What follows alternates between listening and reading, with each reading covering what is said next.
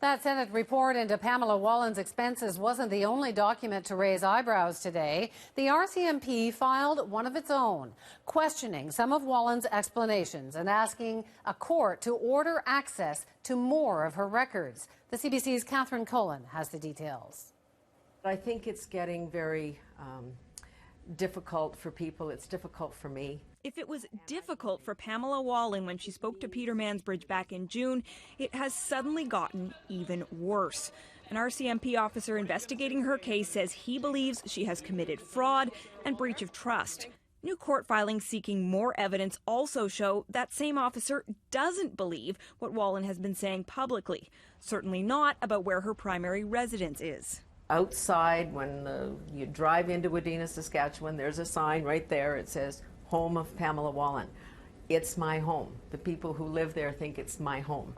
But RCMP Constable Michael Johnson says, "I believe, however, that Senator Wallin, in addition to legitimate Senate use, uses her Toronto condo as her primary residence."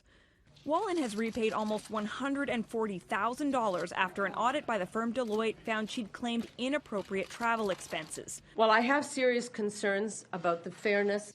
She's long argued the standards she was judged by were unfair. Not so, says Johnson. "I believe Deloitte performed an unbiased review of Senator Wallin's expenses." He's also concerned about changes Wallin made to some calendars after an audit of her expenses began. Let me be clear. At no time did I attempt to mislead Deloitte in any way. Wallin says she added pertinent information and removed things that were irrelevant or private.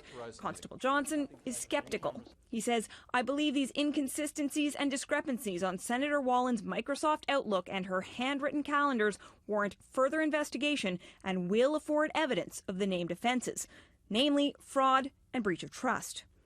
Through her lawyer, Pamela Wallin said today that an objective review of the evidence will show no attempt to commit fraud or breach of trust.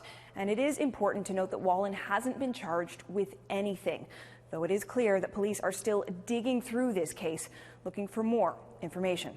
Catherine Cullen, CBC News, Ottawa.